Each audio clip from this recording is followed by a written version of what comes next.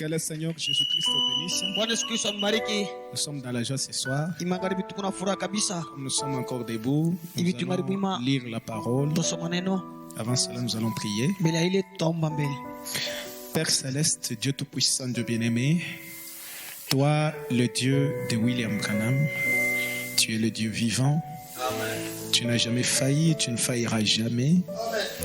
Père Céleste, c'est toi qui nous as gardés en vie et qui nous a donné cette opportunité de nous réunir autour de ta parole ce soir. Seigneur Dieu, nous te remercions pour ces précieux messages. Nous te remercions parce que tu nous as donné la foi de croire Dieu dans la chair humaine. Amen. Père Céleste, nous venons à toi avec des problèmes, des questions, des difficultés, sachant que c'est toi la solution à toutes choses. Père Céleste, ouais-nous suffisamment de ton esprit pour que Père Céleste, oh Dieu, que toi seul, tu puisses nous parler ce soir. Parce que nous savons que tu as parlé dans cette génération. Donne-nous la fidélité à ce que William Branham a dit, parce que c'est cela la vie éternelle. Fortifie nos cœurs et nos âmes, afin que Père Céleste, oh Dieu, cette parole puisse trouver la place dans nos cœurs. Que ta paix et ta grâce nous couvrent. Au nom de Jésus-Christ, nous demandons ainsi. Amen. Amen. Nous lisons dans Josué chapitre 1.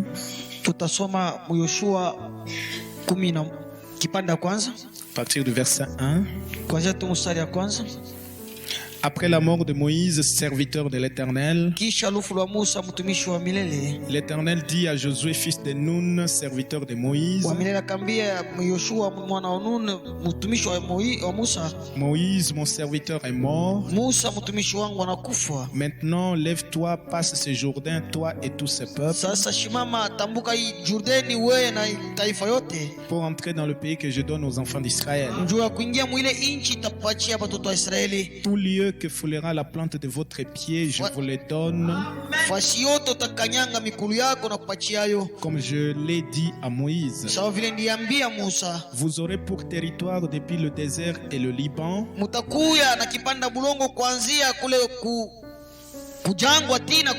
jusqu'au grand fleuve, le fleuve d'Euphrate, tous les pays des Hétiens, et jusqu'à la grande mer vers le soleil couchant. Nul ne tiendra devant toi tant que tu vivras. Je serai avec toi comme j'ai été avec Moïse. Je ne te délaisserai point. Je ne t'abandonnerai point. Fortifie-toi et prends courage, car c'est toi qui mettras ce peuple en possession du pays que j'ai juré à leur père de leur donner.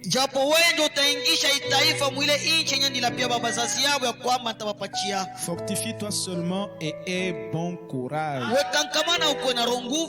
en agissant fidèlement selon toute la loi que Moïse, mon serviteur, t'a prescrite. Ne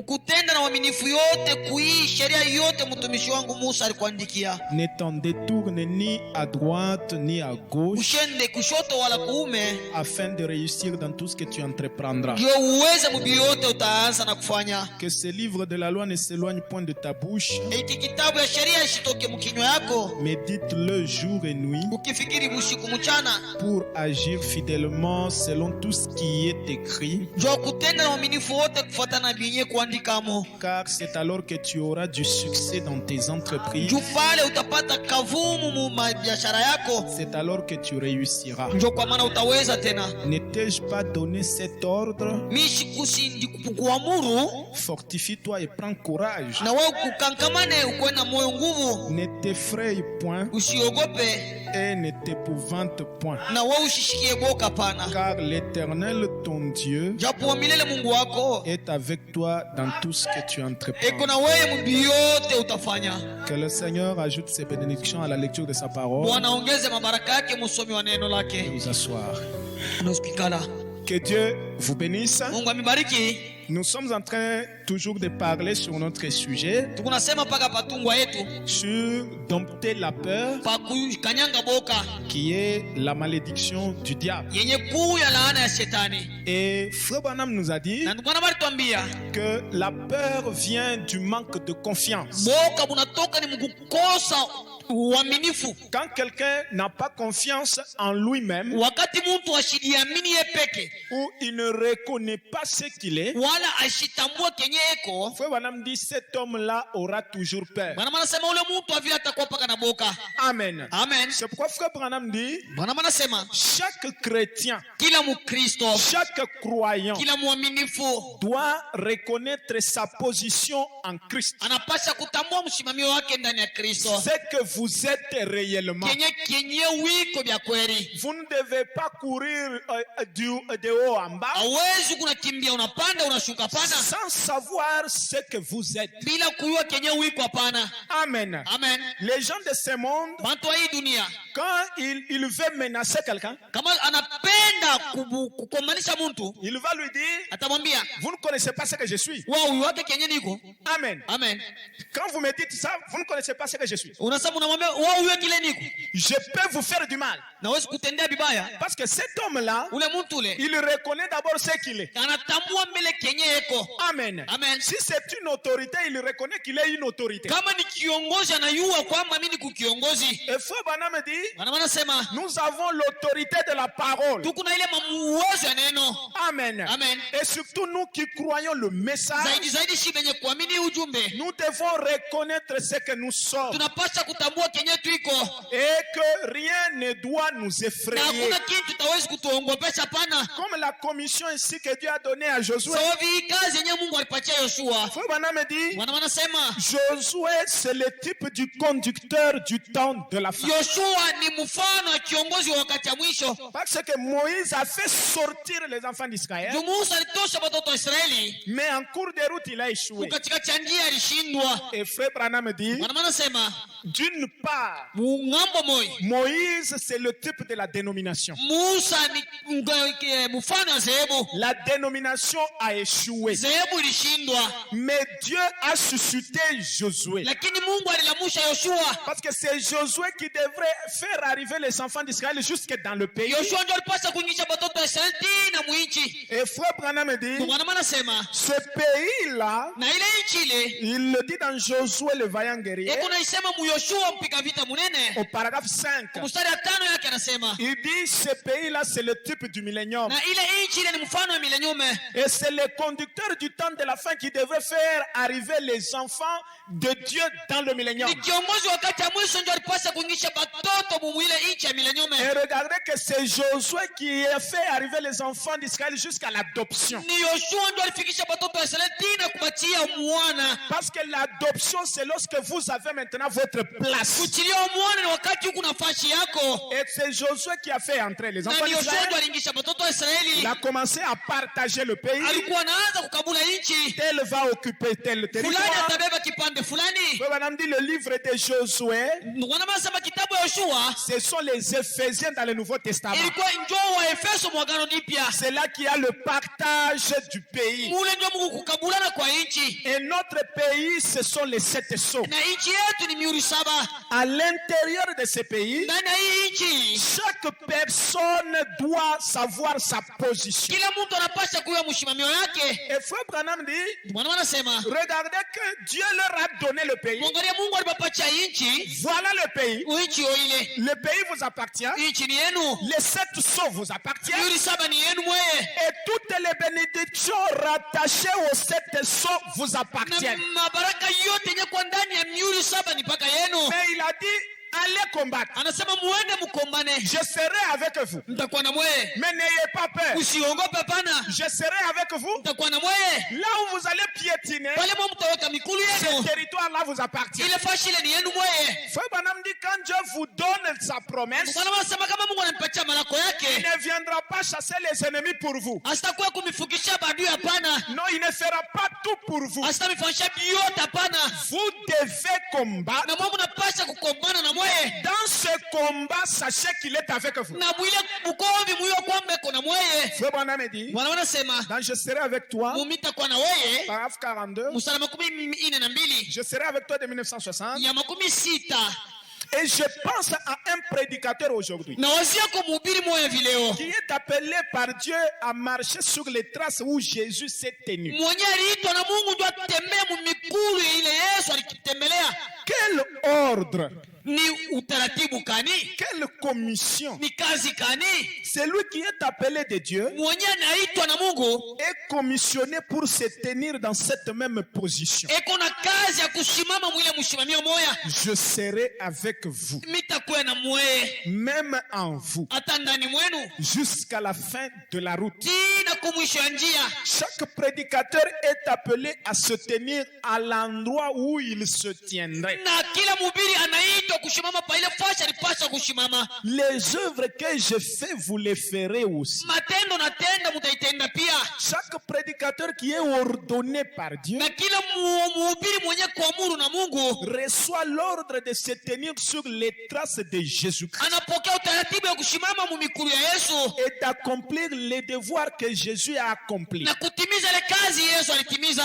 Quel commandement Ni amuri kanile. et quelle impression a-t-il dû avoir quand Josué s'est tenu là ce matin? Na alikuwa anaangalisho kani mwile wakati Yoshua alishimama ile fasha asubuhi. Parlant à Dieu, Eko naongea na Mungu. il a dit, Anasema je ne te délaisserai point. msitakuacha hapana. Je serai avec toi, Nitakuwa na wewe comme j'ai été avec Moïse. sawa vile nilikuwa na Musa. Frère Branham dit, Bwana anasema pourtant Moïse a commis des erreurs. na Musa alitenda makosa. Amen. Amen. Mais Dieu continuait à dire que je ne l'ai jamais délaissé. Na Mungu aliendelea na kusema mishi ya chaka Musa pana. Amen. Amen. Est-ce que vous comprenez Eti ça? munaelewa ile? Moïse a failli. Musa alishindwa. Amen. Amen. Et Dieu a dit, tu n'entreras pas là-bas. Na Mungu alisema utaingia mule hapana. Mais il vient répéter à Josué, Sasa nakuwa kuambia Yoshua il dit, je serai avec toi nitakuwa na wewe comme j'ai été avec Moïse. sawa vile ndikuyaka na Musa. Pourtant, Moïse venait de commettre une grave erreur. Na Musa alitoka mkutenda kosa kubwa. Frère Branham dit, Dieu ne vous tient pas responsable de vos erreurs. Na Mungu ashitami bepapisha muziko makosa yenu. Peu importe vos erreurs, Haizuru makosa mtatenda. Dieu est avec vous. Mungu ako paka na mweye. Nul ne tiendra devant toi tant que tu vivras. Hakuna kitu mtu atashimama mbele yako kama huku mzima. Je détruirai Mitaharibu, et consumerai. nitalungusha Je dégagerai le chemin. na mitatosha vitu vyote mubalabala. Cela nous donne à nous les croyants le courage Ile heshima minifu inatupatia kwa nguvu de savoir que Dieu est là pour détruire, ya kusema Mungu ako pale ndio kuharibu, pour consumer, ndio kulungusha, afin que nous puissions passer. tushie hapa tupite letu. Rien Hakuna ne tiendra devant toi. kitu itasimama mbele yako, hapana. Fortifie-toi seulement Kama na watu bule et prends courage. kwa na hodari. Amen. Amen. Faut madame dire le courage, c'est une qualité. Hodari nayo ni tabia fulani. Ne t'épouvante Kwa point. usiongopa, hapana. Cela veut dire Ile ni kusema ne t'inquiète pas. usihuzunike, hapana. Amen. Amen. Ne t'effraie point. Kwa usiongopa, hapana.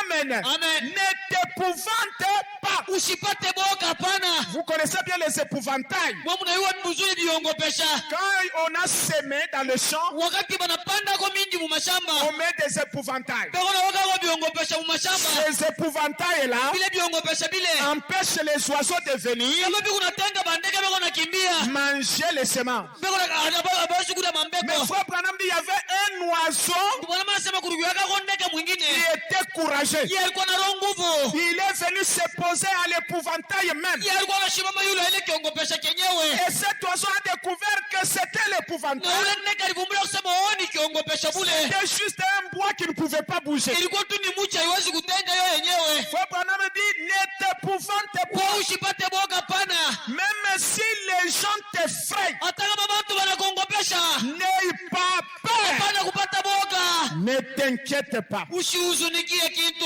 Je suis avec toi. Mimi kuna wewe. Tu peux compter sur moi. Wewe unapaswa kuniangalia paka mie. Vous pouvez compter sur un homme. Wewe unaweza kuangalia paka Il mtu. vous déçoit. Hata kupatisha haya. Vous pouvez compter sur l'église. Unaweza kuegamia kanisa. Elle vous déçoit. Yeye anakupatia haya. Mais comptez sur William. Egamia pa William Branham. Ne vous décevra jamais. Atapachishaga haya hapana. Parce que la colonne de feu Nguzo la moto accompagne le message. iko nashindikiza hii ujumbe. Si le message est en vous, Kama hii ujumbe iko ndani la mwako, colonne de feu est avec vous. na nguzo la moto mwiko na mwaye. Quelle commission a donné de l'homme? Ni kazi gani anapatia huyu mtu? Amen. Amen.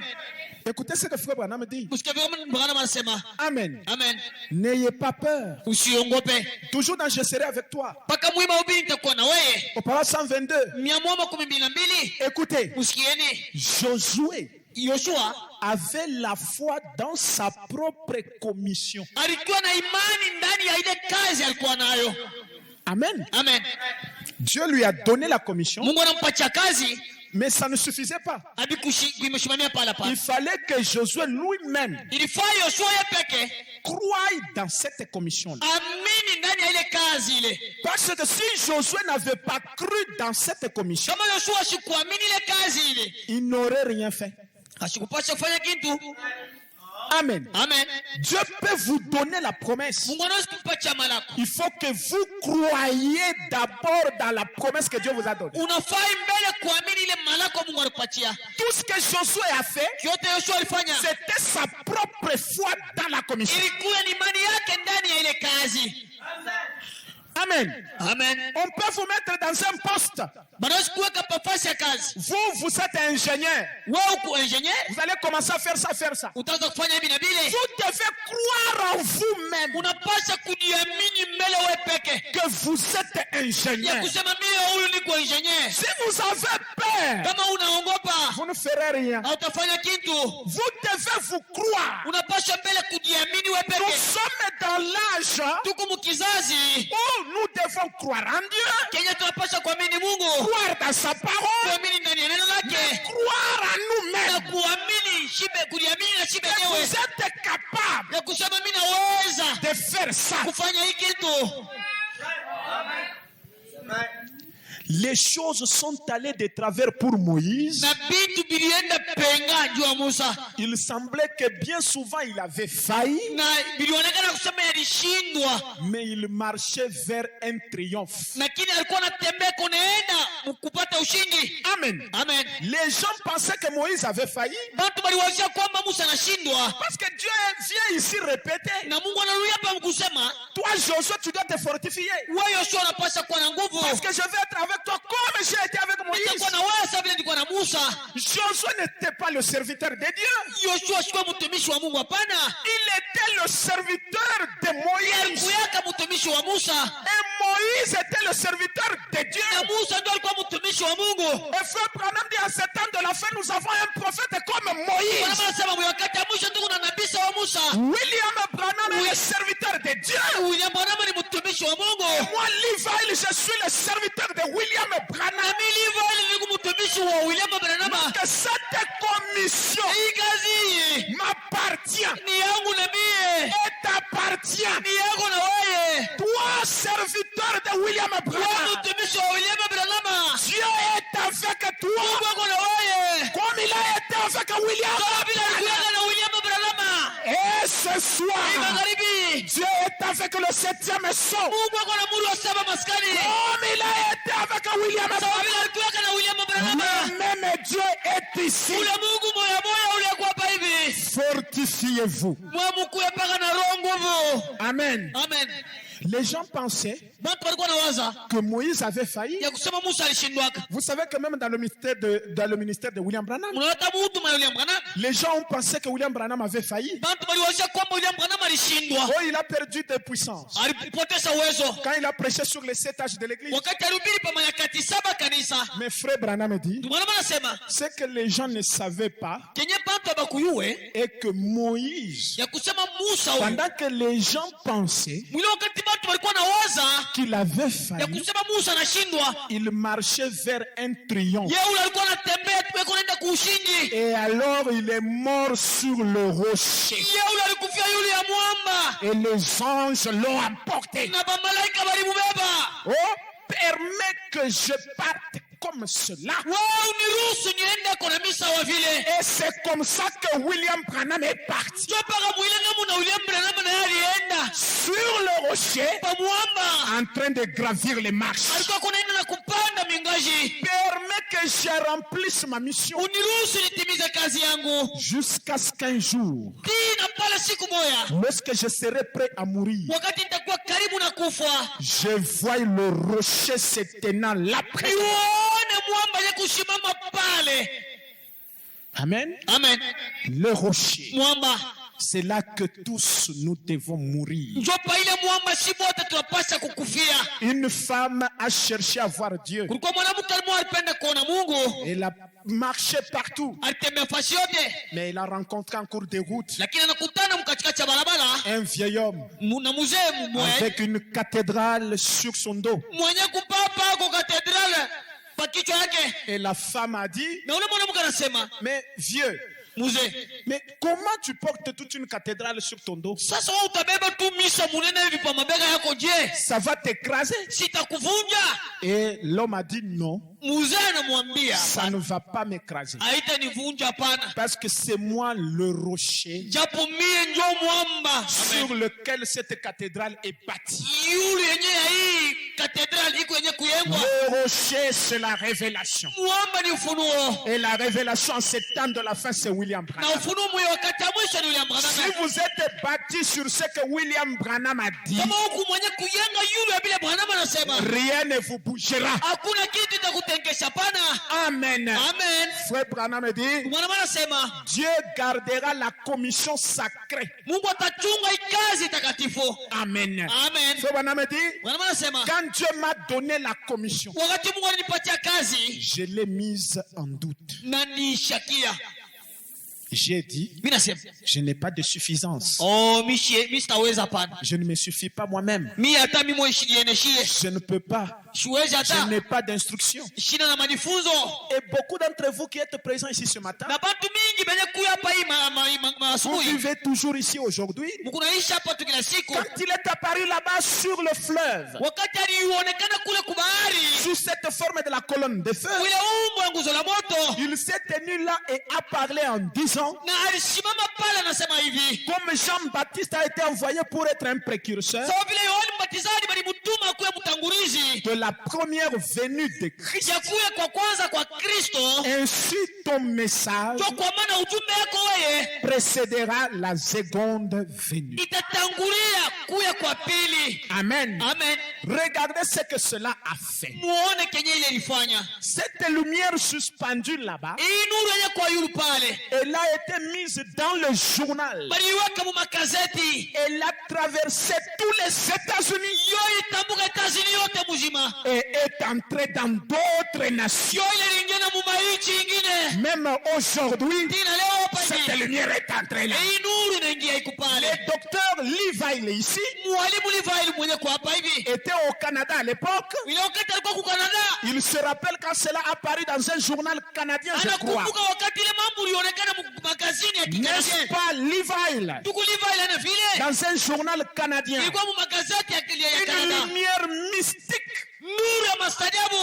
apparaît au-dessus de la tête d'un prédicateur local Yo ile ilionekana pa kichwa ya mhubiri wa Pafashi. pendant qu'il baptisait. Ile wakati alikuwa anabatiza. Alors les gens ont dit, Watu wanasema, c'est de la psychologie. oh, ni mapsikoloji ile. Ni vya kuliwazia. Ni vya kuliwazia bile. Mais un jour, Lakini siku moja hii Dieu a décidé Mungu alibeba mpango de fermer la bouche des incroyants ya kufunga kwa kinywa cha waaminifu kutokuamini. parce que la lumière Hapo hii nuru hii restait avec la parole. yo ibakia paka na neno. Amen. Cette même colonne de feu Hii nguzo ya moto moya moya hii qui conduisait les enfants d'Israël ilikuwa naongoza watoto wa Israeli. est exactement la même aujourd'hui. Mpaka ile nuru moya moya tina leo hii. Lisons d'abord la Bible. Tusomeni mbele Biblia. Parce que nous disons toujours que la lumière a conduit les enfants d'Israël. Tunasema paka nuru iliongoza watoto wa Israeli. Dans Exode 13, Mkutoka 13 la Bible dit, Biblia inasema, je pense, oui, c'est Exode 13. Kutoka 13 La Bible dit, Biblia inasema au verset 21, Usalama 12. L'Éternel allait devant eux les jours dans une colonne de nuée Wa milele alikuwa naenda mbele yao mchana kupitia nguzo la wingo pour les guider dans leur chemin, jua kubaongoza mundia yabo. et la nuit Busiku tena dans une colonne de feu alikuwa ni ndani ya nguzo la moto pour les éclairer. jua kubangazia. Amen. Amen. Vers le soir, Wakati wa magharibi la lumière paraîtra. nuru itaonekana. Mais c'est quelle lumière? Nduru C'est Dieu dans la forme de la colonne de feu ni Mungu ndani ya nguzo la moto pour nous éclairer. jua kutuangazia. La colonne de nuée Nguzo la wingo ne se retirait point de devant le peuple pendant le jour, haikuanzake kutoka katikati ya taifa mchana, ni la colonne de feu pendant la nuit. wala nguzo la moto busiku. Aujourd'hui, nous avons les deux à la fois. Leo tuko na vyote mara moja, La nuée, la colonne de feu, tout ça dans un homme, tuko na wingo na nguzo la moto ndani ya mtu, conduisant l'église spirituelle ikibi kunaongoza kanisa ya de kiroho la même façon qu'elle avait conduit la naturelle. mpaka mwile namuna iliongozaka ile ya kimwili. Elle a réapparu. Sasa ilionekana mara nyingine, Ça signifie qu'elle avait disparu. ni kusema ilipoteaka mbele. Amen. Amen. Au cours des âges, on n'avait pas la colonne de feu. Mumanyakati hatukuwake na nguzo la moto, hapana. Amen. Amen. La colonne de feu avait disparu, Nguzo la moto ilipoteaka, mais elle a réapparu. ndio ile inaonekana mara nyingine. La première fois, Mara tu ya kwanza quand William Branham baptisé wakati Branham alikuwa anabatiza à la rivière Ohio, kuile mutoni ya Ohio, quand il baptisait, wakati alikuwa anabatiza et à la 17e personne, sasa pa mtu wa 17 une lumière mystérieuse est descendue. nguzo ya mastajabu inaonekana. La première fois depuis environ 2000 ans, Ilikuwa ni mara ya kwanza kisha miaka 2000 pour dire que Dieu est revenu sur kama la Mungu terre. anarudia mara nyingine pa dunia. De cette lumière, Na hii nuru une voix est sortie. sauti hiyo ilitoka De mo la même manière, unamuna moya la colonne de feu, nguzo la moto elle est apparue sur le mont Sinaï. wakati ilionekana kule mlima ya Sinai, Là-bas, kule la voix est sortie. sauti ilitoka kamo. Parce que Paul, lui aussi, Na Paulo pia il savait aliuaga que si la lumière apparaît wakati nuru inaonekana et qu'une voix sort de là, na sauti inatoka mule c'est ndani, le Dieu d'Abraham, ule ni Mungu wa Ibrahimu, ule d'Isaac, wa Isaka, de Jacob. wa Yakobo.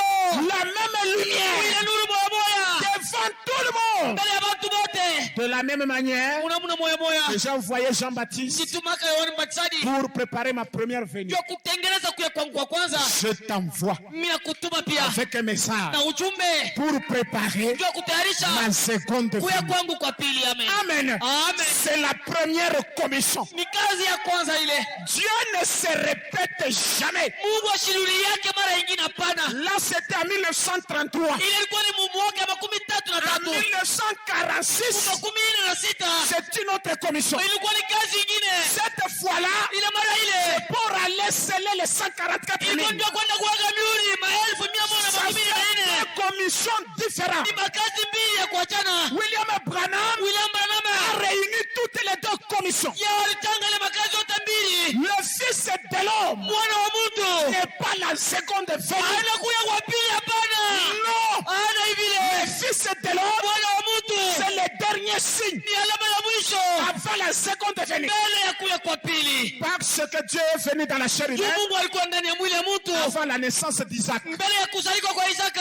L'année prochaine, Ile à la mwaka période de la vie, mwile wakati ya maisha ya uzima. Abraham, je vais te visiter. Ibrahimu nitakutembelea. Genèse 18, Ni Mwanzo 18. c'est le Fils de l'homme. Ni mwana wa mtu ule. Amen. Amen. Et William Branham a accompli le signe du Fils de l'homme. Na William Branham alitimiza alama ya mwana wa mtu. Ce n'est pas la seconde Ila ile ndio venue. kuya kwa pili, hapana. Ça, c'est la deuxième venue. Ile ni kuya kwa pili. C'est deux choses différentes Vitu mbili ya kuachana, entre deuxième ya pili et seconde. na ya mwisho.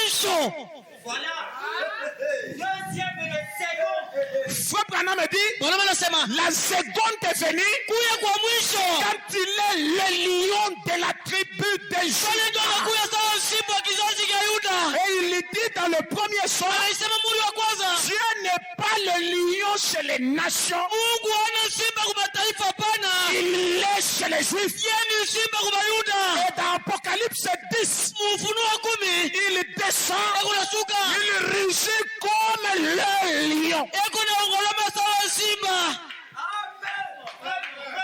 Les gens qui ne croient pas au sept tonnerres connaissent mieux ces choses que les prétendus prédicateurs du message. bantu benye kusema shatuamini mamiungurumo banaiwa vitu mzuri kupita benye kusema shatuamini kuya kwa pili. Parce que eux ont compris. Bo balielewa. Ils ont dit, Banasema pas question. hapana. Si vous croyez que les sept tonnerres sont révélés Kama tu unapima sema miungurumu 7 inafunuliwa et que Dieu a rugi comme le lion, na Mungu anangoloma sawa simba, vous voulez dire qu'on est déjà dans le millénium. ni kusema kunaambia bantu wasema tuko mu milenium. Et ils ont rejeté. Banasema hapana, ile mambo Ils shaituone connaissent bien. anabiwa mzuri. Frère Branham dit, Bwana anasema elle a réapparu. alionekana mara nyingine, Et on a pris les photos devant les critiques et devant les examinateurs. balibamba picha mbele ya bantu bakubisharau na bakubichunguza. La voici suspendue ici maintenant. Yo iko hapa yenye kuyembelela hapa hivi. C'est infailliblement la vérité. Hii ni ukweli, haiwezi kushindwa. Elle fait les mêmes œuvres. Yo ile kunafanya matendo moya moya. Elle conduit un peuple dans le spirituel. Yo ile kunaongoza taifa mugiro. Comme elle les avait conduits autrefois dans le naturel. Sasa vile limeongozaka mkimwili. Restant avec la parole. Yenye kubakia na neno. Maintenant, Hapa hivi il a dit quelle était la commission. anasema kazi ilikuwa ni nini? J'aimerais le dessiner pour vous. Mimi napenda kuichapa juu yenu. Frère Branham me dit, nous Anasema le prendrons comme ceci. Il y a un petit signe ici, kuka alama kidogo huko c'est la commission. ni kazi. Or, ici, Hapa hivi il y a une petite croix là dans un coin. kuku kamsalaba kule kukibumo kule kukona Et une Bible dans l'autre coin. na Biblia iko kukona ingine huko. Maintenant, ce qui est écrit se trouve entre les deux. Sasa bienye kuandikwa iko katikati ya hivi viwili. Entre le signe Iko katikati ya hii alama et la croix. na msalaba. Voilà la commission. Ndio kazi ile. Et je vous demande ceci devant Dieu. Na miomba imbele ya Mungu. Et les anges élus. Na bamalaika benye kutuzunguluka hapa. Et Jésus-Christ. Na Yesu Kristo. La commission était Kazi ilikuwa ni prie pour les malades. ombea bagonjwa. La réaction a été, Na matokeo ilikuwa je suis incapable de le faire. mimi wangu msitaviweza. Mais il a dit, Lakini alisema tu es né dans ce but. na wewe balikuzala ni ndio C'est kuombea hapa. cela la signification de ta naissance Kuombea bantu ndio ikuna maanisha kuzalikwa kwako et de ta vie particulière. na ile maisha yako kipekee. C'est que tu dois prier pour les malades. Wewe unapasha kuombea bagonjwa. Si tu les amènes à te croire, Kama tu wewe unabafikisha tu ukukuamini wewe.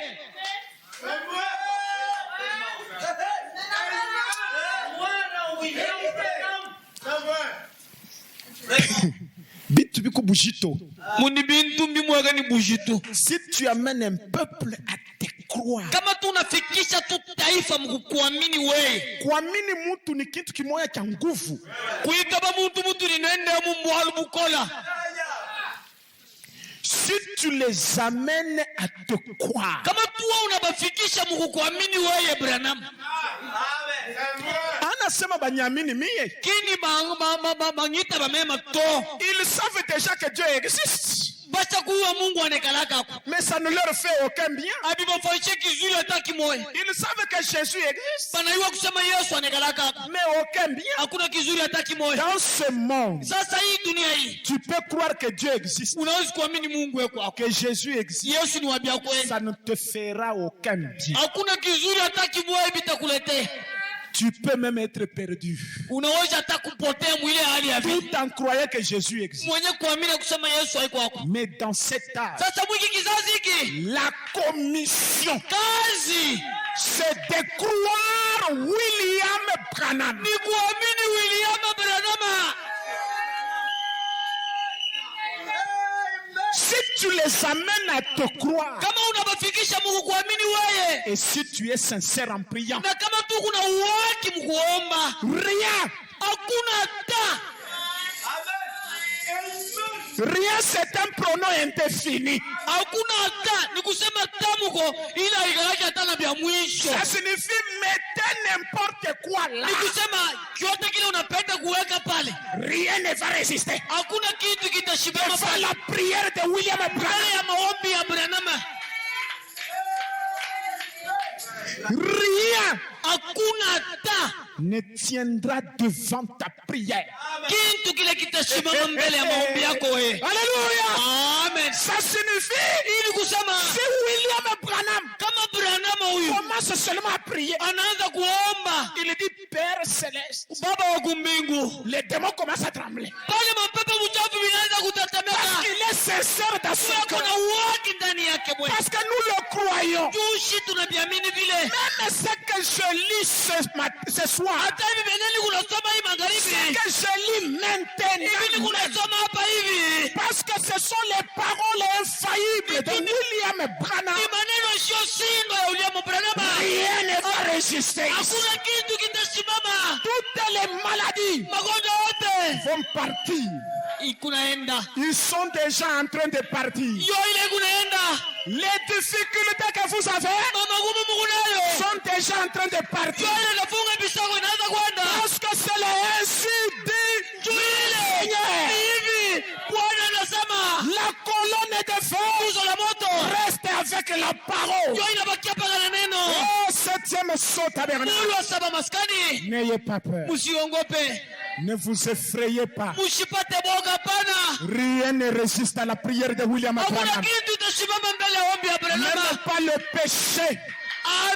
Même pas le péché. Hata zambi, Si tu as une vie de mensonge, kama huku na maisha ya bongo une vie de convoitise, ya tamaa de prostitution, ya mukaba, tout ça, vyote vile ici, hapa hivi ça va partir. vitaenda. Amen. Rien ne peut résister à ça. Hakuna kitu itasimama, Pas même le cancer. hata kansa haitasimama. Il y a un cancer naturel, Kuko kansa ya kimwili il y a un cancer na spirituel. kansa ingine ya kiroho. Frère Branham dit, Branham le anasema cancer spirituel, kansa ya kiroho c'est une maladie qui consiste à regarder en arrière. ni magonjwa yenye kunafikisha kuangalia nyuma. Parce que si vous voyez ça au microscope, Kama kuna biona ku microscope, le cancer avance en regardant en arrière. kansa iko naenda mkuangalia kumgongo. Branham dit, c'est la maladie qu'ont les gens aujourd'hui. Kwa magonjwa bantu beko nayo leo De regarder là où était Jésus. ya kuangalia kwa nyaya Yesu Au alikuyaka lieu de regarder là où est Jésus. kuliko kuangalia kule Yesu wako.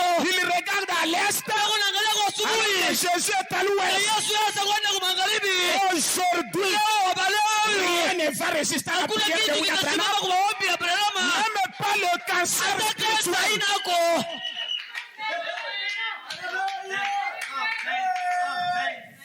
Hein? Frère Branham dit, c'est connu dans le monde entier. Dunia mzima banayua hii mambo hii. Même ici, nous connaissons ça. Hata shi tu tunayua hapa hivi. Frère Branham dit, Branham anasema et ce pauvre monde malade na hii dunia ya kimasikini yenye kwa magonjwa et infirme na ya kiwete ya kilema attend une délivrance. ikuna chunga baifunguleko. Et il regarde à un panneau de signalisation. Bana bakebe kunaangalia kukibao kenye kukusotea kule kunenda. Oh, William Branham ni sinyo. Branham nsinyo Hein? Kama uko mugari uko naangalia c'est quelle conception de hadi choses. mungale murutangire mujilulu temo ujimao.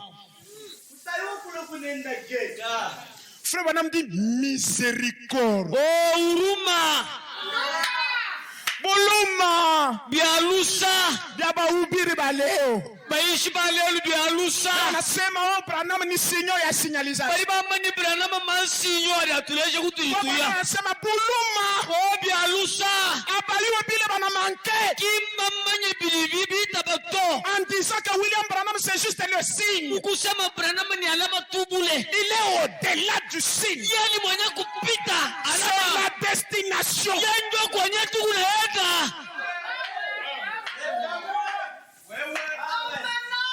Wewe utangalia William Branham no, si kuko muntu anaendaka na sinyo kwake. Kutumutu tuye ni sinye kwendai. Kama unafika pa route Shituru, huku nenda mu Shituru. Bana konesha sema route Shituru. Shini signalisation. Est-ce qu'on a bebaka ile signal ile huku nenda sema unioneshe kwangu? Shini ya chaka. Musala chibayabaya chitega route Shituru ni eki kushituru. Nganyuka tumutule chibayabaya mwele mudia. Wena chitoni kwenda. Sututu chishiano mwabao. Si tu prends Frère Branham comme un panneau de signalisation, Kama unabeba Branham sawa ile kibao ya barabara hii. ça signifie que tu es en mesure d'arriver à la maison toi-même. Ni kusema unaweza kufika kunyumba wewe peke. L'homme qui connaît le chemin, Mtu mwenye kujua njia, la vérité ukweli et la vie, na uzima c'est William ni Branham. William Branham. Toi, tu vas aller comment? Kwa utabienda je? Frère Branham dit, nous sommes à la jonction, au carrefour de tout le temps. Tuko ni mumampanda njia ya mawakati yote. Le temps de Moïse. Wakati ya Musa yoi. Ile ma miracle yote Moïse alianza kufanya, c'est pour aboutir à Branham. Bishima bivumosa wenzabi buvumbu akufika nuko kwa Branham. Tout ce que Jésus faisait, c'est pour arriver à Branham. Yote Yesu anaanza kufanya ndio kufika paka kwa Branham huko. Tout ce que Élie a fait, c'est pour arriver à Branham. Yote Elia alifanyaka ndio kufika paka kwa Branham huko. Tout ce que les apôtres ont fait, c'est pour arriver à Branham. Yote mitume balifanyaka ndio kufika paka huko kwa Branham. Oui, c'est ça ce que signifie carrefour. Njoo hii kuna maanisha mampanda njia. Frère Branham dit, Branham anasema le panneau de signalisation n'est rien d'autre qu'un signe pour prouver la commission. kibao cha kutushontea hicho ni alama tubule ya kuhakikisha sema kazi iko wako. Hein? Ah. Et qu'est-ce qu'il dit? D'accord, c'est quoi? Na kibao ni nini? Prie pour les malades. Kuombea magonjwa. Amène-le à te croire. Wao bafikishe Mungu kuamini. C'est ça le panneau. Njoo kibao kile. Pour dire que ça, Njoo kusema hii. la commission elle-même vient. Kazi yenyewe ile kuna kuya. Parce que prier pour les malades, ça a commencé avant. Kuombea magonjwa bilianzaka zamani. Amène-les à te croire. Ubafikishe Mungu kuamini. Parce qu'il y a un mystère. Kukusiri. N'importe qui peut prier pour vous, mais c'est difficile toujours de le croire. Mtu yote anaweza kukuombea kuwe nani lakini biku nguvu kumwamini Il yeye. fallait d'abord que William Branham nous amène à le croire. Ilifaa mbele Branham atufikishe kumwamini yeye. C'est un panneau Ilikuwa ni kibao ile mbele. pour dire que nous allons à l'ouverture de cette chose. Ndio kusema tukunaenda mu ufunuo wa mihuri 7. Les gens qui l'ont cru Bali muamini hapa. croiront aussi l'ouverture de cette chose. Batamini tena na kufungula kwa mihuri 7. Amen.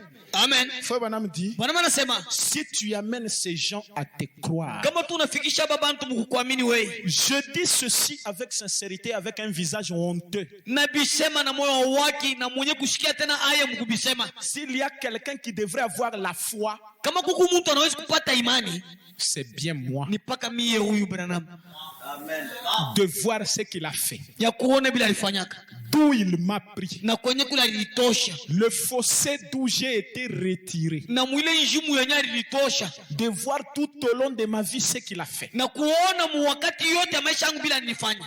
de voir que lorsque je me tiens Ya là kuona kusema wakati nasimama pale et que je dis quelque chose, na mimi nasema kitu fulani, Dieu vient Mungu naye kuna kuya et l'appuie eko na hakikisha comme étant la ya vérité. kusema hii ni vya kweli. Amen. Wewe utaweza kusema madeclaration yako. Urimo kuimana mwabeni chisulu chikutuko kwambila bantu ni bilinungu. Mimi na declare Ngingamba nuko mamalari yote inaisha leo. masamo swajile. Watu watatoka hapa beko wagonjwa. Bantu bali baloga mwabeni tanso ibahwega ibabandaka biki. Mais Branham ashimami. Kalipinya Branham ya imana mwabe. Personne ne sortira d'ici malade Hakuna mtu atatoka hapa mgonjwa. et personne ne sort. Ni kusema hakuna mtu atatoka mgonjwa. C'est pourquoi je crois Branham. Ndio kwa maana naamini Branham. Parce que ce qu'il dit, Jonta anasema Dieu l'appuie comme étant la vérité. Mungu yeye eko na hakikisha kusema ni ukweli. Ce ne sont pas vos déclarations que vous allez chercher n'importe quoi. Haina mamisemo ile mtatafuta wapi hapana. Et il y a eu un réveil depuis comme il n'y en a jamais eu. Kulikuwa kukuamsho ile haifanika hapana. Le réveil continue. Uamsho ile kunaendelea. Et moi, ayant commencé comme une personne, un petit rat, Na mimi ndianza sawa Musa mpanya. Je ne dis pas ceci au déshonneur de ma mère assise là, na sibiseme ndio kushusha mama yangu heshima pana, ou de mon père décédé, wala baba yangu lasha kufaka pana, pour qui on a tenu un service funèbre à cette chair. mwenye ule tulifanyia kazi ya maziko huko kumimbali huko. Frère Branham me dit, Kana wanasema j'ai commencé comme cela, milianza vile, mais maintenant aujourd'hui, sasa leo vous voyez, mnaona j'étais comme un animal. ndikuyaka sawa nyama, Vous voyez, mnaona oh là là. oh la la. Mais oh Dieu, qu'est-ce qui me faisait aller de l'avant sinon le sang de Jésus-Christ? Ni nini ilikuwa inanisongesha mbele kama haina paka damu ya Yesu Kristo? L'heure est venue Wakati hiyo ile nafika où j'ai vu sa main descendre vers Josué, yenye ndiona mkono yake ilishuka kwa Yoshua, disant, inasema j'ai été avec Moïse, ndikuyaka na Musa, je serai avec toi. nitakuwa tena na wewe. Je le crois ce matin. Hii asubuhi nayamini Dorénavant, mbele ya vyote. kwanza leo, à partir de ce jour, Kwanzia hapa tu je sers Dieu dans ma commission. niko natumikia Mungu ndani ya kazi yangu mie. Parce que Frère Branham, avant de faire quoi que ce soit, il attendait toujours des visions. Ndio maana mbele kufanya kitu kikiote alikuwa anachunga onyo. Mais il dit non, non. Anasema hapana. Désormais, Kwanza tu hapa hivi. s'il veut me montrer des signes ou s'il veut me montrer des visions, Kama anapenda kunionyesha maalama wala maonyo, il peut me le montrer. anaweza kunionyesha hivyo. S'il ne le veut pas, Kama sipendi tena kunionyesha hivyo, plus jamais je ne me tiendrai devant les gens essayant de laisser leur foi tirer quelque chose hors de moi. na sitachaka bantu tena babaki hapa beko na beba imani hapa yuna kokota kitu kwangu huko. Hapana, Non, hapana. je vais commencer à servir Dieu dans ma commission. Mimi naanza kutumikia Mungu ni ndani ya kazi yangu mie. Il y ait vision ou pas, Kukuye onyo je wala prie hapana, pour les malades. nitaombea paka magonjwa. Amen. Amen. Si Dieu t'a donné un travail, Kama Mungu anapatia kazi, alors sasa faites-le. uifanye pia. Frère Branham me dit, Wanama nasema tant qu'il me donne du bon sens et de l'intelligence, kama ananipatia tu akili mzuri na mawazo mzuri, je viendrai prier. nitakuya kuomba. Écoutez ce qu'il dit. Mshike na anasema Ne faillissez pas en ce que vous croyez. msishindwe mubile munaamini. Hapana, Mushichindwe, mushichoke, mubile munamini. kanu choki mumbinu libita bato Kama unamini kintu ushichoke. wamwita bachintu kuchoki kuchilekeji munjila to. Que lorsque je prierai pour vous, Na wakati nitakuombea vous allez être guéris. na wewe utapona. Amen. Amen. Amen. Frère Branham dit, Bwana wanasema écoutez dans ce qu'il dit dans Josué, le vaillant guerrier, mshtakile kuna sema mu Yoshua mpika vita munene paragraphe 43. mstari wa 43. Frère Branham dit, Alléluia. Haleluya. Les démons sont agités. Mampepo mchafu hiyo ile inaanza kutetemeka. Amen. Amen. Car Jésus-Christ, Japo Yesu Kristo le capitaine en chef, ye mwenye kuu ya jamadari mkubwa a dit, alisema à mon nom, ils chasseront les démons. munjina yangu atafugisha mampepo mchafu. Ils ont manqué de posséder cela il y a de cela 40 ans. Balikosa kukuya nayo kusha kupita miaka 40.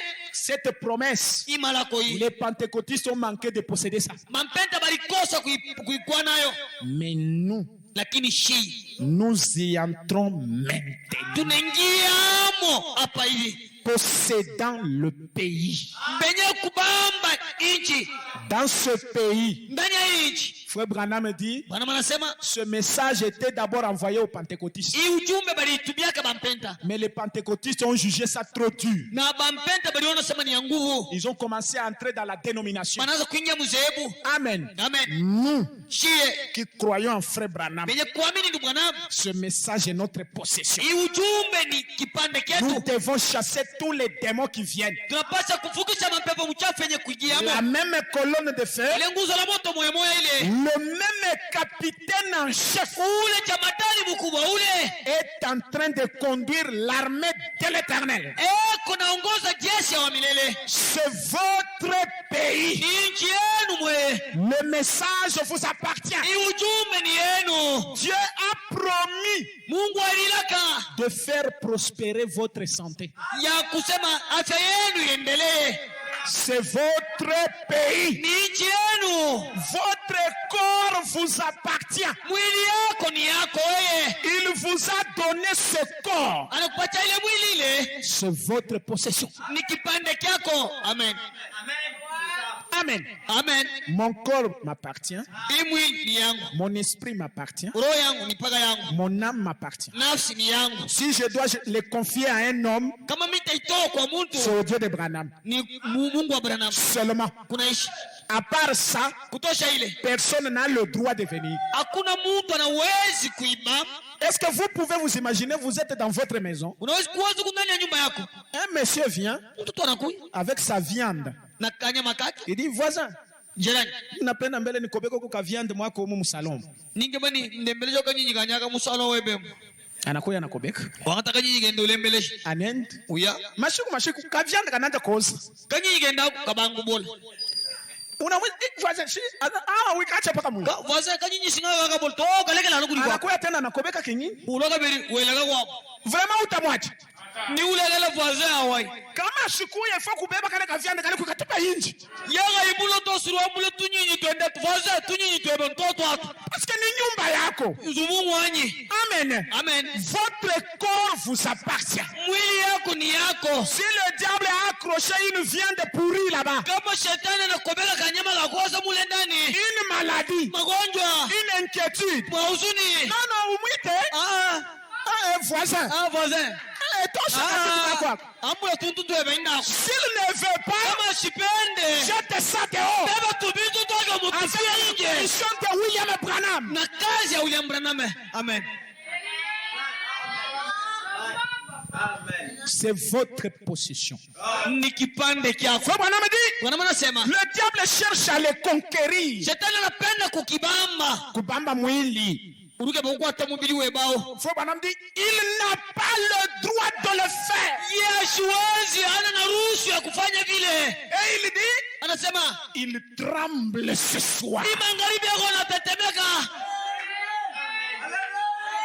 Jésus-Christ est le même hier, Yesu Kristo kwa mwemoya. aujourd'hui et éternellement. Milele pia. Ces paroles Hii maneno hii. s'appliquent ce soir. Iko natumikwa leo. Le diable tremble. Shetani eko natetemeka. Le grand tourbillon de la puissance de Dieu Na ile turbio ya uwezo ya Mungu. se déploie dans la salle. Yo ile kunaenda na kushunguluka mkibanda humo. Ici, William Branham est dans quelle dimension? Hapa Branham eko ni mkiwango kani? Le grand tourbillon de la puissance de Dieu se déploie dans la Na salle. turbio kubwa ya uwezo wa Mungu kunashunguluka mkibanda. Satan tremble. Shetani eko natetemeka. Oh, si seulement ils avaient la foi. Kama tu balikubulikuana na imani. Ça n'est pratiquement fait de son cœur. Oh, binafanya tu moyo wake. Il s'est fondu en lui. Yeule anashungulika ndani mwake. Oh, vous dites, Munasema, oh, le médecin a dit. munganga anasema. Le médecin a dit. Munganga alisema. Mais ils savent que l'armée de l'éternel Sasa panayo kusema mkono wa milele. est maintenant en marche. Iko hapa mkazi. Peu importe la hauteur de la muraille Aizuru burefu bwa lukuta. derrière laquelle il est protégé, Yeye nyuma yake kumwenye kukingwa. peut-être que ce démon Saa zingine imampepa mchafu. est derrière les murailles, Iko nyuma ya lukuta. loin de la vue du médecin. Iko mbali na kuona kwa munganga. Le démon s'est caché. Ule debona ashafuchama. On l'a cherché au microscope. Bana mutafuta ku mikroskopa. Il s'est caché. Alifuchama. Mais Lakini il n'est pas caché devant la vue de Dieu. sasa mbele ya onyo ya Mungu hana mwenye kufuchama. L'œil de Dieu, c'est le prophète. Licho ya Mungu ni nabii. Ce démon-là qui se cache là à l'hôpital, Ule demo mwenye kufuchama kwa hospitali. ce soir au 7e soir, Imangaribi kumula sawa maskani. il est nu. Ye ule kwa wazi. Et il quitte maintenant. Na kuna toka hapa tunasema amen. C'est vrai. Ya kweli. Il peut être un grand bluff pour la médecine. Anawezi kuya Un kitu grand bluff pour la médecine. kinene ndio ba minganga. Hein? Ça qui tout ce qui moi bluff. Ça qui tout le monde qui a bongo. Manangaria hakuna abakute magonjwa. Batangile mikroskopu bamba kasuni mbili tumatuma kabe bahitaji sama to. Mais il n'en est pas un grand pour Dieu. Sasa kwa Mungu yeye hana munene hapana. Alléluia. Haleluya. Et frère Branham me dit, Bwana anasema au nom du Seigneur Jésus-Christ, munjina ya Bwana Yesu Kristo. je prends maintenant Nabeba hapa hivi tous les esprits maroho yote sous mon contrôle. ikumu uchunguzi yangu mie Branham. Un seul homme dans cette génération Mtu tu moja mwiki kizazi hiki l'a dit. alisema Tous nos petits esprits ici utu maroho toto kidogo sont sous son contrôle. tuku chini ya uongozi wake. Même ce que vous pensez, Hata vyote nawazia bibi il connaît. anayua. Vous bougez, Unatenga il connaît que tu as bougé. anayua sema huyu mtu anatenga huko. Derrière, il y a quelqu'un, Huku nyuma il dit tu as fait ceci. unafanya hii mambo hii. Tous. Bote. Qui est cet homme? Sasa mtu mwenyewe huyu ni Si nani? ce n'est le Dieu de la création. Kama hana paka ule Mungu muumbaji. Frère Branham a dit, Branham anasema dans les mémoriaux de Dieu, mu makumbusho ya Mungu il dit au paragraphe 56, anabisema 56 les hommes de Dieu watumishi ba Mungu qui croient en Dieu benye kuamini Mungu et qui savent ce que Dieu a promis na benye kuyua bile Mungu alilaka n'ont pas peur abana na boka de faire cela ya kufanya ile parce que Dieu s'en tiendra à sa parole. ni juu Mungu atatimiza neno lake Tout aussi certain qu'il est Dieu. mpaka vile ye anabakia paka Mungu. Branham dit les gens ont peur de prendre Dieu au mot. Bantu banaongopa kubeba Mungu mu misemo yake. Amen. Amen. Ils ont peur Banaongopa parce qu'ils se disent, iko nasema si je dis ça, kama tu minasema hii mambo hii alors si la situation s'aggrave, je vais sasa faire. kama Mungu sema tu hivi mambo na wewe inakuya mbaya kupita hapa tabifanyi. Amen. Amen. Toi, il faut croire. Wewe wako amini bule. Ne faillissez pas dans ce que vous croyez. Wewe ushindo mbile wewe unaamini. Amen. Amen. Frère Branham dit, Branham anasema les hommes de Dieu qui savent ce que Dieu a promis batumishi ba Mungu benye kuyua bile Mungu alilaka n'ont pas peur de faire ce que Dieu a dit. abaongope kufanya bile Mungu alisema. Parce qu'ils savent que Dieu tiendra sa parole. Juba nayo kusema Mungu atatimiza neno lake. Dieu a dit que pour tous vos problèmes, il s'en occuperait. Yeye anasema mambo yenu yote mitabeba muziko ile. Pourquoi alors tu auras peur? Sasa utongopa nini? Je lis cette citation. Frère Branham dit dans la clé pour la porte. Nasoma Paragraphe mwiandiko mulango fungulo ndio ya mulango Il dit ceci, paragraphe 70. 17 anasema hivi. Il y a de cela quelques années, Kushapita kwa miaka un frère missionnaire avait senti un appel pour l'Afrique. ndugu mwampasha habari njema alishikia mwito kwenda kwa Afrika. Amen. Amen. Il était un prédicateur. Alikuwa mhubiri. Il a dit, Dieu m'a appelé pour aller en Afrique. Mungu ananiita niende kupaka mu Afrika. C'était un jeune homme Alikuwa ni kijana mwanaume. avec une femme et 2 enfants. Alikuwa na bibi na watoto mbili. Des très jolies fillettes d'environ 7 ou 8 ans chacune. Balikuya batoto bazuri kabisa ba miaka 7 wala 8.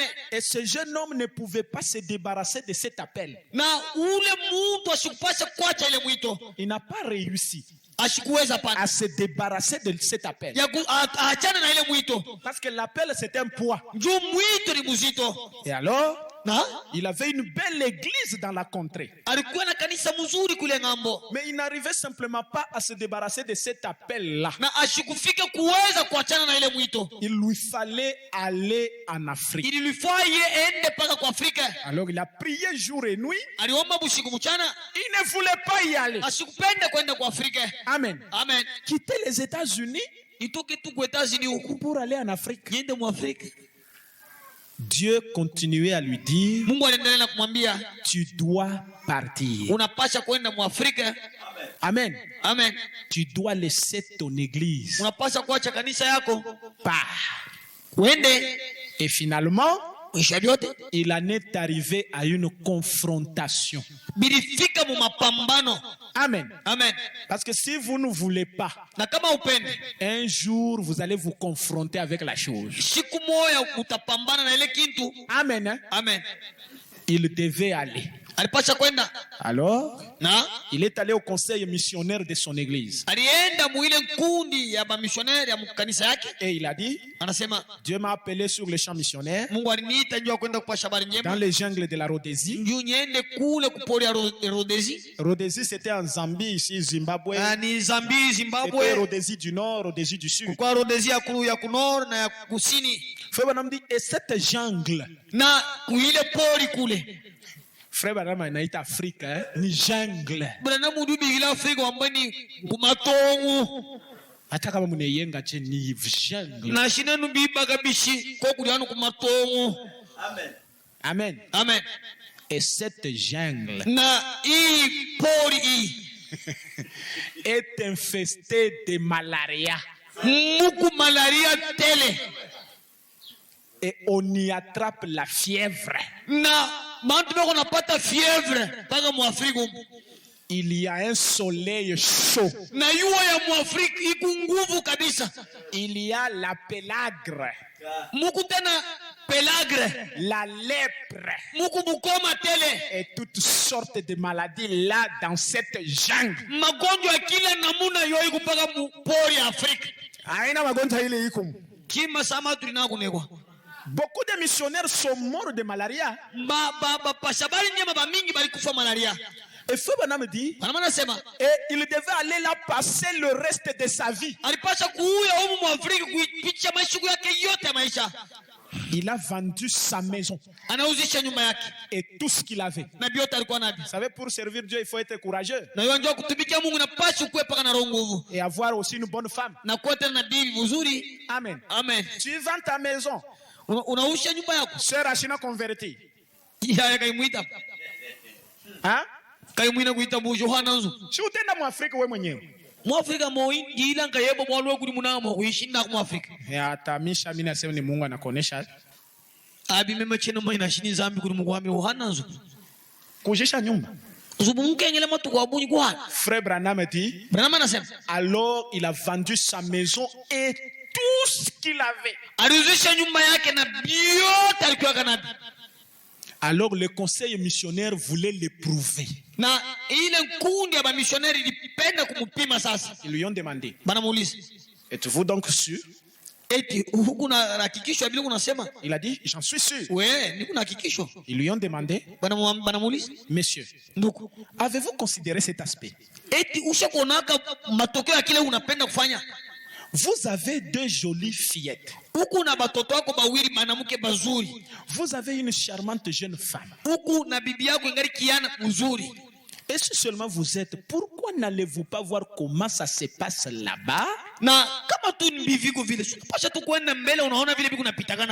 Wachembele bibi na batoto. Amen. Amen. Wende ukangarie comment mu Afrique biko. Et après tu reviendras.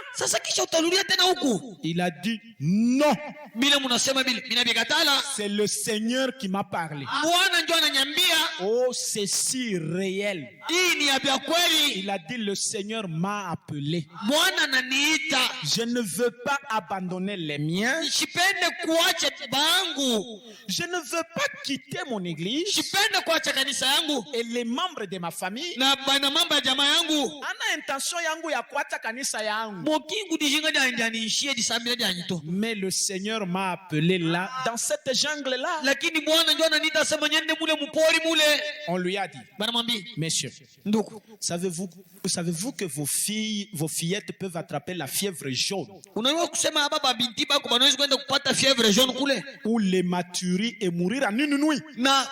Et faut dit, et on lui a parlé de différentes personnes qui avaient perdu leurs enfants. Le missionnaire tel était parti et puis il a perdu ses enfants suite aux maladies contre lesquelles il n'y a pas de vaccin. Et on lui a dit, pensez à la lèpre. À votre jolie femme et à vos deux fillettes attrapant la lèpre. Et ce soleil est chaud et des choses qu'il vous faut endurer. On lui a dit, n'avez-vous pas peur du danger que vous courez en amenant vos enfants et votre femme en un tel lieu?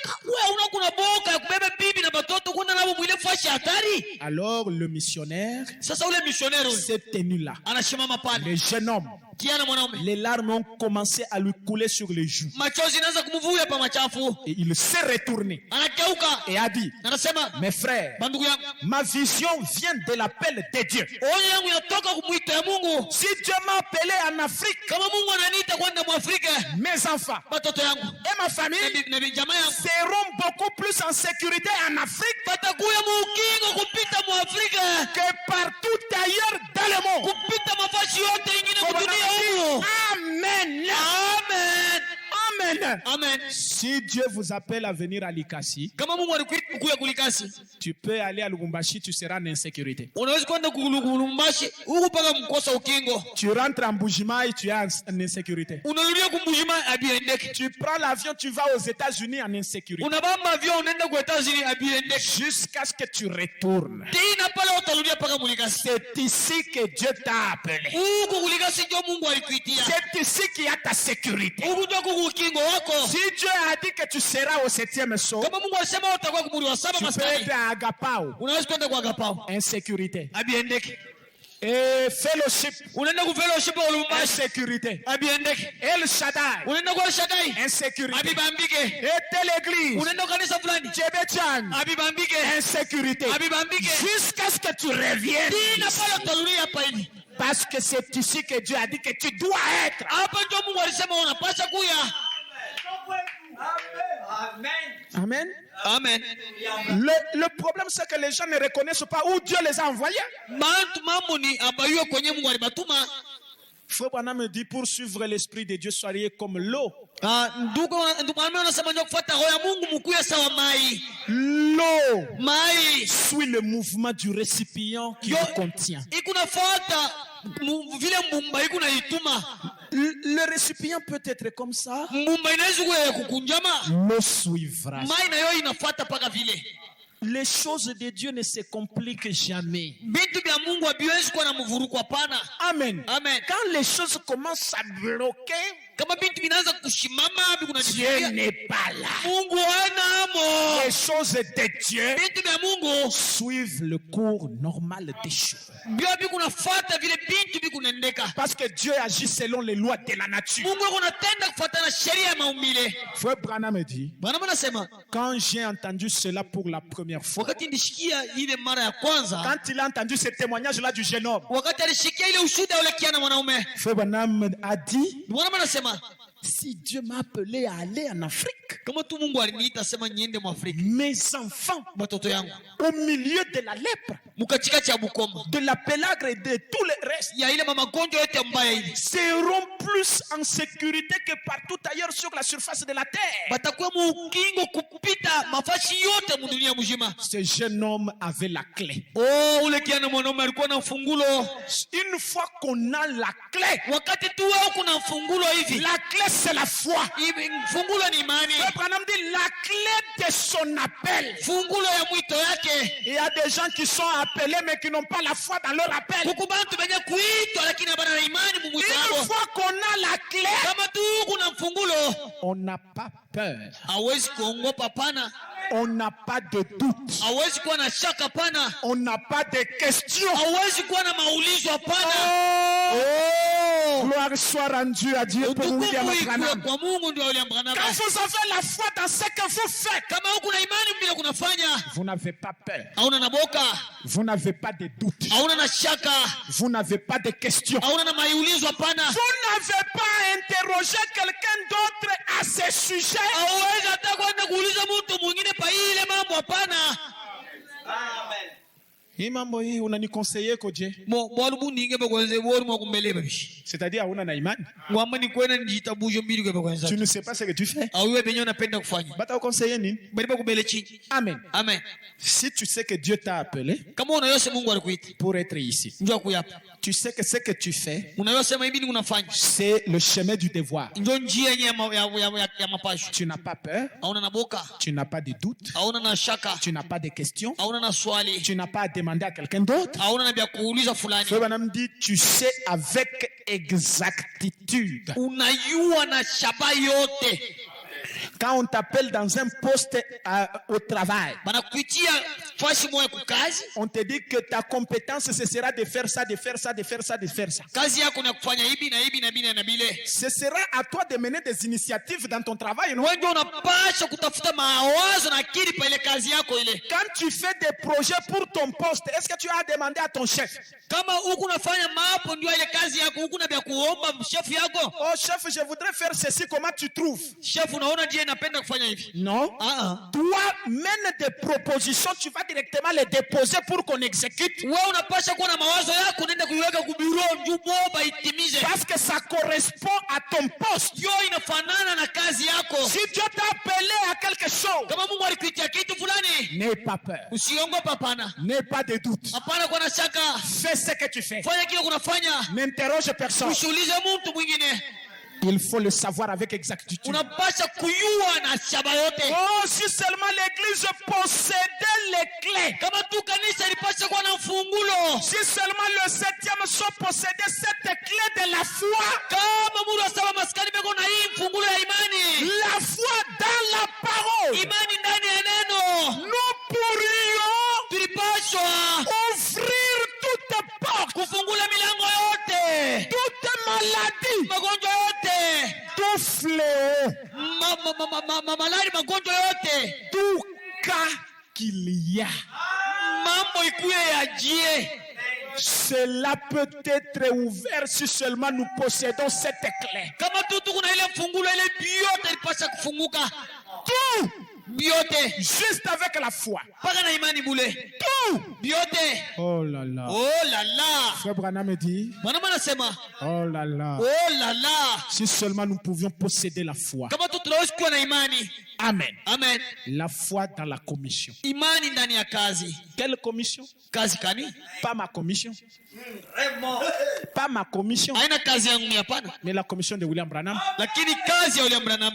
Si tu amènes les gens à te croire, Kama unafikisha watu kuamini, rien ne résistera. hakuna kitu itashakia maombi yako. Amen. Amen. Ici, moi, je vous prêche de croire à Branham. Mimi hapa na mihubiri kuamini paka Branham. Parce que je sais que si vous y arrivez, c'est ça la clé. Mimi nayo kusema kama tu mnafika mkumuamini ndio fungulo ile. Ça ouvre les portes du travail. Ikuna fungula milango ya kazi. Ça ouvre les portes du mariage. Ikuna fungula milango ya ndoa. Ça ouvre les portes de l'argent. Inafungula milango ya Ça faranga. ouvre les portes du ciel. Inafungula milango ya Ça mbingu. ouvre les portes de la guérison. Inafungula milango ya Ça matunzo. ouvre les portes de la paix. Inafungula milango ya salama. Ça vous enlève la paix. Inamitosha boka. Une fois que tu crois Branham, Kama tu unaamini Branham, n'aie pas peur. usiongope. Ne t'épouvante pas. Usipate boka. Ne t'effraie pas. Usiongope hapana. Pose-toi sur cet épouvantail. Waikariria yule ile kiongopesha. Et tu sauras que derrière il y a la gloire. Wote yule kusema nyuma yale kutukufu. Branham dit il y a un tableau qui a été peint en Allemagne. Mwanaume wanasema huko kibao balichapa kwa Alemania. Ce tableau-là, Ile kibao ile ça avait l'air affreux. ilikuwa inaonekana kilikuwa kinaleta boka. Et les gens de loin, Na bantu wa mbali ils avaient peur. walikuwa nakiongopa. Mais en s'approchant de près, Sasa kama unaenda kuchopa karibu na ile kibao, ce nuage-là, brumeux et sombre, ile mawingu sawa ya mvula ile c'était des ailes d'ange. ilikuwa ni mabao ya malaika. Amen. Amen. Cette difficulté-là que tu vois, Ile magumu unaona ile derrière, nyuma yayo c'est la gloire. ni utukufu. Derrière, Nyuma ya magonjwa c'est la ni bénédiction. baraka.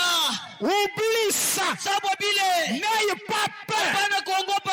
Frère Branham me dit, Bwana anasema si une difficulté se dresse sur votre chemin du kama devoir, magumu iko munja yako ya mapasho, ne fouillez pas. usikimbie. Affrontez ça. Wewe pambana nayo. Vous l'affronterez. Uga Il unapambana. a dit, je ne te délaisserai pas. Sitakuacha pana. Je dégagerai le chemin. Mitafungula njia. Rien ne résistera à la prière de William Hakuna kitu Branham. tasimama kwa maombi ya Branham. Que le Seigneur vous bénisse. Bwana Mungu amebariki. Que Dieu vous bénisse richement. Bwana Mungu On amebariki. peut se tenir debout. Tusimameni bwima. On peut se tenir debout. Tusimame bwima.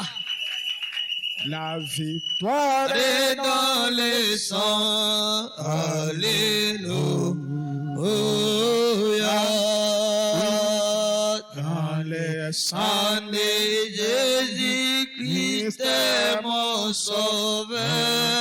Mon sauveur. La victoire est dans les sangs, alléluia.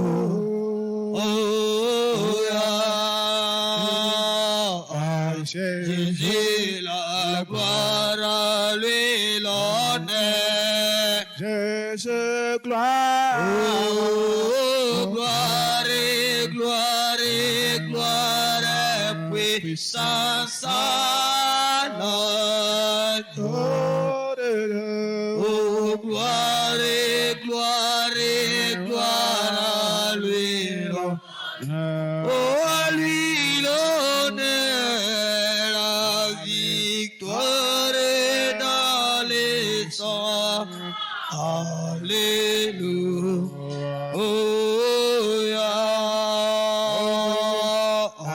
Que j'ai la gloire à lui l'honneur. Prions tous les seigneurs. Si wote tuombe Selon Bwana la parole que nous avons entendue, fuatana na hii neno tunatoka mkusikia. si tu amènes les gens à te croire, Kama unafikisha tu bantu mukuamini, rien ne peut résister à ta hakuna prière, kitu itashimama kwa maombi yako. même pas le cancer. Hata kansa haiwezi kusimama. Prions tous les seigneurs. Si wote tuombe Bwana. Elle exalterait, puis dans l'abondance ou dans la pénurie. Je chanterai son nom Seigneur.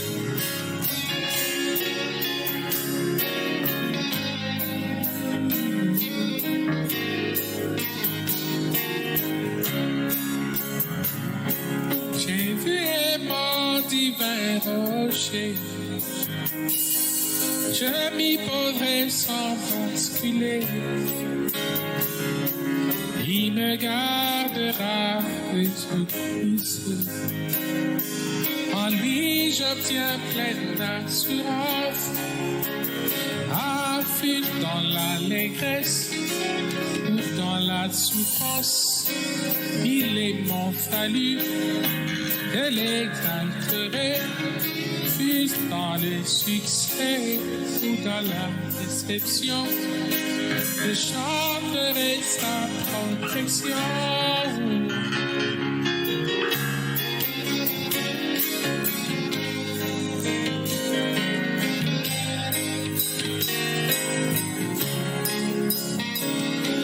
J'ai vu qu'il la rose des Sarons. Où mon parfum fut écrasé, et quelle odeur suave je répands. J'attire à lui tous mes regards, fût-ce dans la liesse ou dans la maîtresse. Il est mon parfum, moi je l'exalterai, fût-ce en prison ou en liberté, je chanterai sa bonheur.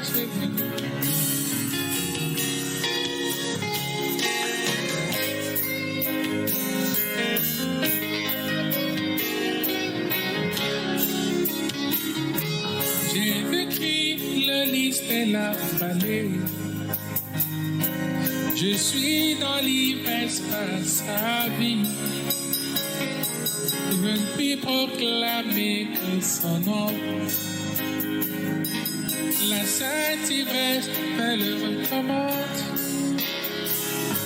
Il est mon sauveur, il est mon rocher, le lys de la vallée et la rose des Sarons. Il est l'alpha et il est l'oméga. J'ai vu Christ et le tout en tout. Ah, il est mon sauveur, il est mon rocher, le lys de la vallée et la rose des Sarons. Il est l'alpha et il est l'oméga. J'ai vu Christ et le tout en tout.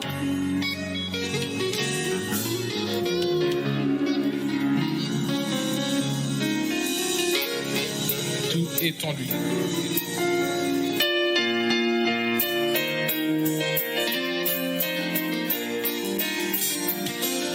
Le Dieu puissant, c'est Jésus, c'est le Prince de paix, le Père de l'éternité et le Roi des beautés, le merveilleux en sagesse, par qui toute chose est faite, la plénitude divine, en j'ai vu incarné, tout est en lui, tout est en lui, oh oui.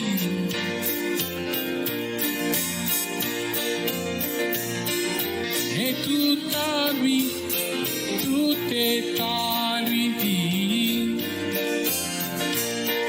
Jésus est Dieu tout puissant.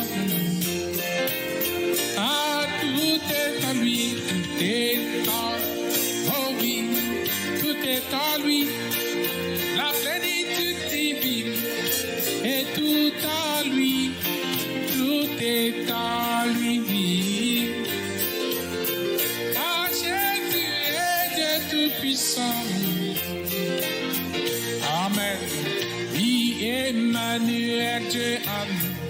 Jéhovah l'Éternel, l'Esprit tout omniprésent, qui remplit l'univers, le grand sacrificateur et l'agneau des pécheurs, l'auteur de ma rédemption, que béni soit ton nom, tout est en lui, tout est en lui, oh oui, tout est en lui, la plénitude divine est tout en lui, oh, tout est en lui, oh.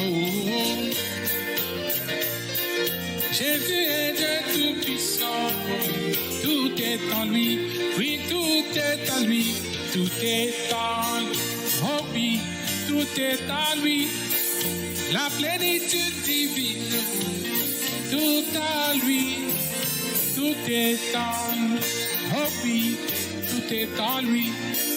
Jésus est Dieu Tout-Puissant. Le commencement et la fin, l'alpha et l'oméga, la vraie parole incarnée, l'ami des rachetés, la sagesse et perfection, ma justice et puissance, tout ce dont j'ai besoin, je le trouve en sa main. Tout est en lui, tout est en lui, tout est en lui, la plénitude divine est tout en lui, tout est en lui, oh. Jésus est Dieu Tout-Puissant, le Dieu que nous attendons, sera la guerre chanson de l'Israël revenu, quand paraîtra Jésus, qui viendra pour délivrer notre agneau immolé. La plénitude est en lui, le vainqueur de la nuit. Tout est en lui, tout est en lui, oh, oh.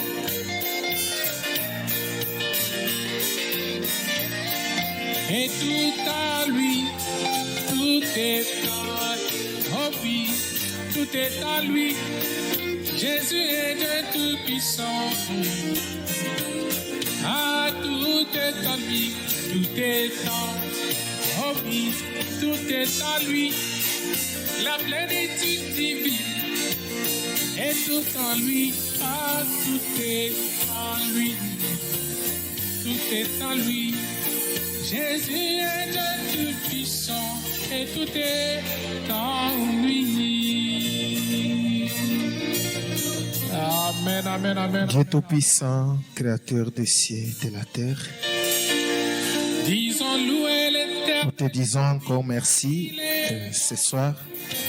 Sa miséricorde Que l'honneur et la gloire, Seigneur, te revient au siècle des siècles. qui rachète la main. Père, ton amour est Jamais fidèle. insondable envers nous, Père éternel.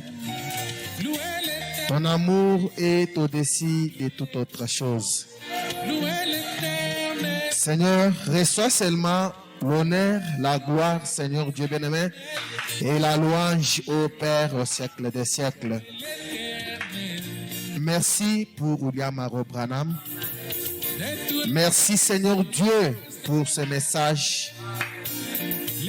Parce que, Père bien-aimé, William Branham avait déjà vu et il nous a dit que le fléau qui ronge l'Église aujourd'hui, c'est la peur. C'est pourquoi, mon Dieu, mon roi, merci Seigneur Dieu Tout-Puissant, parce que Seigneur Dieu de gloire, ce qui pouvait Seigneur nous déranger aujourd'hui, ton saint prophète avait déjà vu, c'est la peur. C'est pourquoi tu as pourvu une voie pour nous, afin que Seigneur, si tout un chacun de nous, Seigneur, suivait cette voie, Père éternel, il va arriver à la vie éternelle il va arriver, Seigneur, à des bénédictions, Père éternel. C'est pourquoi la peur, Seigneur, c'est une malédiction du diable. C'est pourquoi nous ne voulons pas, Seigneur Dieu, être, Seigneur Dieu Tout-Puissant, sous cette malédiction-là, Père éternel. N'importe quel problème qui peut arriver, Seigneur, que mon frère et ma sœur se rappellent qu'ils se trouvent sous la commission que tu avais donnée à William Branham. Tu lui avais dit que toi, Branham, amène les gens à te croire. Si réellement, Seigneur, nous croyons à cette commission-là, Père éternel, n'importe quel problème ne peut jamais résister, Seigneur. Parce que nous savons que cette commission-là, Seigneur, a fait de grandes choses, Seigneur Dieu bien-aimé. Mais il y a une promesse dans la Bible où il est dit que heureux ceux qui croient sans avoir vu. Nous n'avons pas vaincu, Seigneur Dieu Tout-Puissant, charnellement avec William Branham. Mais nous sommes heureux parce que, Seigneur, nous croyons à ce message.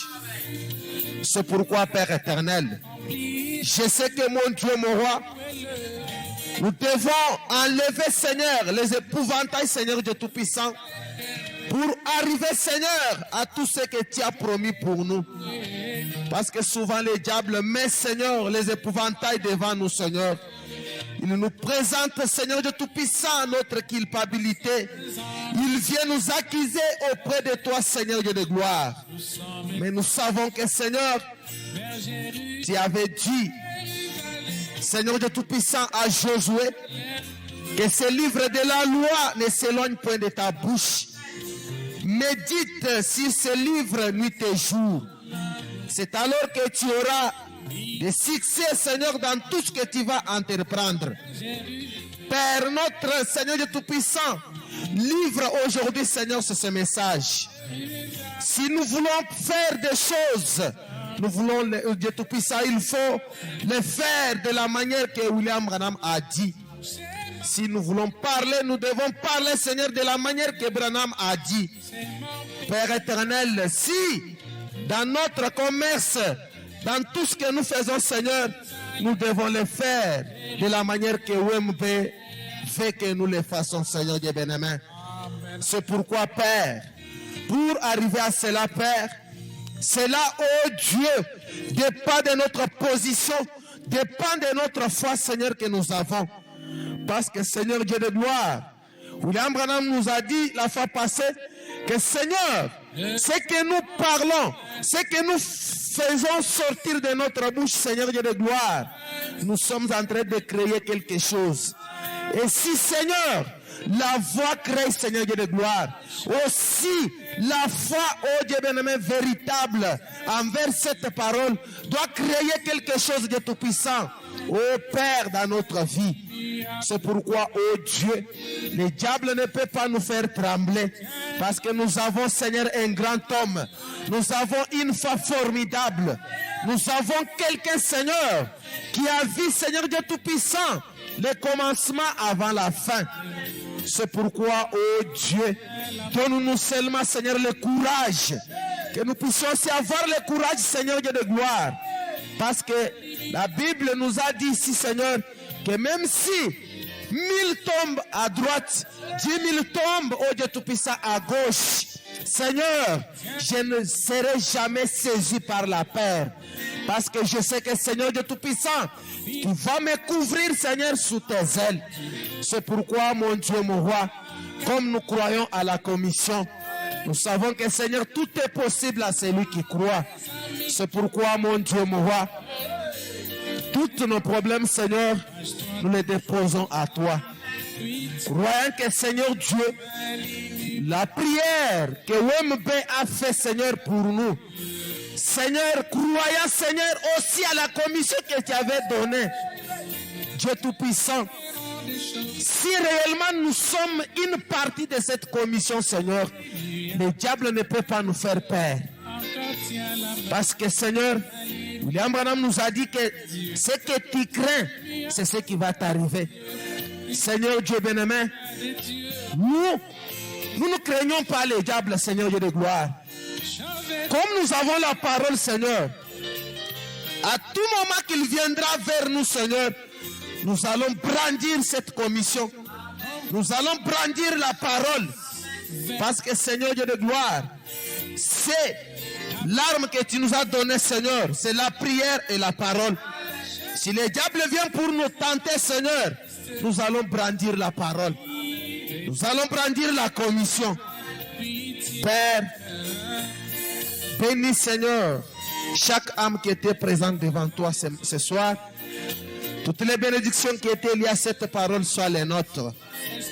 Parce que, Seigneur, nous étions sur notre poste du devoir. Seigneur, nous avons fait notre part. Nous voulons que tu fasses aussi ta part, ô Dieu Tout-Puissant, dans la vie de mon frère et de ma soeur. Père, nous voulons maintenant rentrer. Sois avec nous. Bénis l'activité de tout un chacun de nous. T'entamer des bénédictions, Seigneur Dieu de gloire. Dieu bien-aimé, sois avec nous sur notre chemin de retour. Les moyens de transport que tes enfants vont prendre, ô Dieu, protège-les. Bénis les dîmes et les offrandes.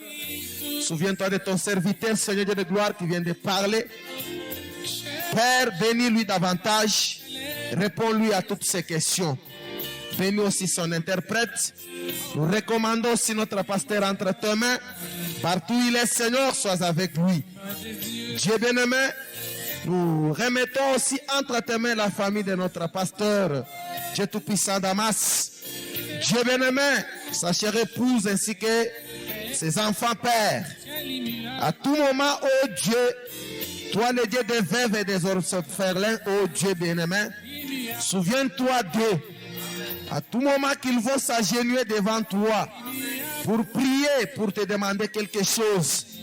Toi qui as un livre de souvenirs, Seigneur Dieu, souviens-toi d'eux. Mon Dieu, mon roi, épargne-les, Seigneur. Toutes les flèches de l'ennemi qu'il peut l'arquer contre eux. Combat aussi pour eux, ô Dieu d'amour. Dieu Tout-Puissant, nous recommandons le 7e saut entre tes mains. Tous nos programmes, tous nos projets, Seigneur. Bénis, Seigneur Dieu bien-aimé, nos activités, afin que nous puissions terminer cette construction. Parce que, Seigneur Dieu bien-aimé, c'est pour cela que tu nous as mis ici. Mon Dieu, mon roi, bénis, Seigneur Dieu de gloire, chaque membre de cette église. Bénis tout celui qui pense à l'avancement de cette église. Bénis les huissiers ainsi que les administrateurs. Nous avons ainsi prié au nom du Seigneur Jésus-Christ. Amen. Que le Seigneur Dieu nous bénisse. Nous sommes arrivés à la fin. On va faire circuler les corbeilles d'offrande. Nous rappelons toujours Mambo, il y a Ferron. Ferron, où il y a l'État Ferron, vraiment. Faisons l'effort pour donner quand même les ferrons. Parce que nous devons, à la fin de ce mois, faire quand même les calculs pour voir qu'on a combien. Et c'est sur cela qu'on va faire un programme qui va nous permettre de relancer nos travaux. Le vendredi, c'est la réunion de prière. Soyons aussi là pour prier. Il ne faut pas négliger cela. Nous avons que le vendredi pendant la semaine où nous devons prier pour chacun prie pour le problème qu'il a. Je ne crois pas que personne va prier à ta place. Celui qui a un problème, c'est celui qui prie. Alors le vendredi, c'est la réunion de prière. Nous devons venir pour prier. La semaine, si cette semaine touche à sa fin, peut-être que l'autre semaine, là, le révérend peut venir pour les interviews. À moins que le programme change. Si le programme change, on va vous communiquer le dimanche. Si ça ne change pas, on va toujours vous le dire. Que le Seigneur Dieu vous bénisse. Nous pouvons sortir selon l'ordre des nourriciers. Allons avec la paix du Seigneur.